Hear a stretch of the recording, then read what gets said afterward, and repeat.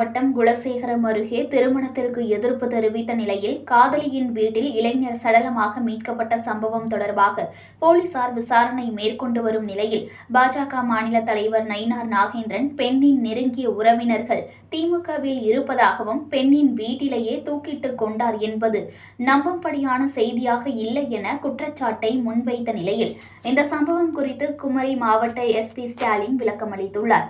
முதற்கட்டமாக சந்தேக மரணம் 194 என வழக்கு பதிவு செய்யப்பட்டுள்ளது.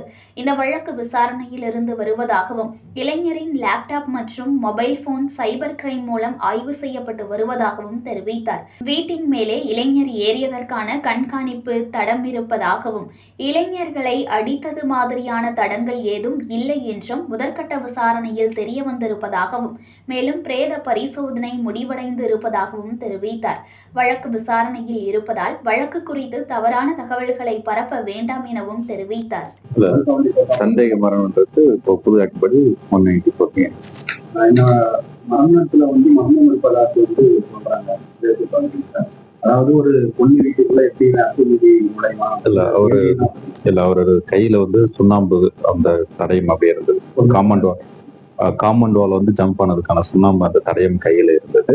மேல போயிட்டு அவர் லேப்டாப் ஓப்பன்ல தான் இருந்துச்சு. ஏன்னா இன்னும் லேப்டாப் பாஸ்வேர்ட் இல்லாம அப்படியே ஓப்பன்ல தான் இருந்துச்சு. ஓப்பன் பண்ணிட்டு தான் அவர் தூக்குள்ள சொந்த நிலையில ஒரு வீட்டுக்குள்ள போகும்போதுல இல்லை அந்த வீடோட ஸ்ட்ரக்சர்ஸ் பார்த்தீங்கன்னாவே அதில் ஈஸியாக மேலே ஏறலாம்.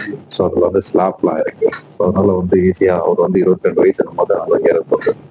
அவரோட முகத்துல அடிச்ச தரமா இருக்குன்னு சொல்லிட்டு அந்த பையனோட போட்டோஸும் சரி கம்ப்ளீட்டா உடல் கூறாயை கம்ப்ளீட்டா வீடியோ ரெக்கார்ட் பண்ணியிருக்கோம். இது குறித்து அந்த இறந்தவரோட பேரண்ட்ஸும் டாக்டரை கூப்பிட்டு டாக்டரும் இது குறித்து அவங்களுக்கு ப்ராப்பரா பிரீஃப் பண்ணியிருக்காங்க.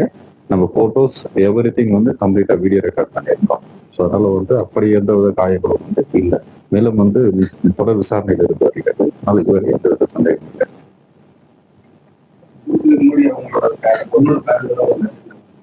அப்படிக்கான அவரோட இல்ல அவரோட மொபைல் போனும் சரி லேப்டாப்பும் சரி இருக்கு. இப்போ நம்ம அது ஆய்வுக்காக கொடுத்துருக்கோம். அது குறித்து விசாரணை அதுக்கு தான் சந்தேகம் வரும் சொல்லிட்டு 194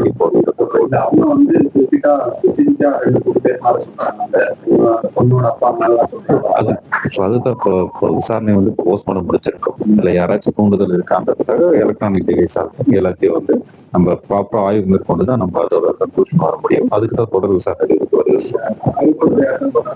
சைபர் கிரைம் ஆய்வு போஸ்ட்மார்ட்டம் ரிப்போர்ட் பிலிமினரியா போஸ்ட்மார்ட்டம் பண்ணும்போது அதுல ஸ்ட்ராங்குலேஷன் கையை நெருக்கிருக்காங்களா இல்லையா பார்ப்பாங்க.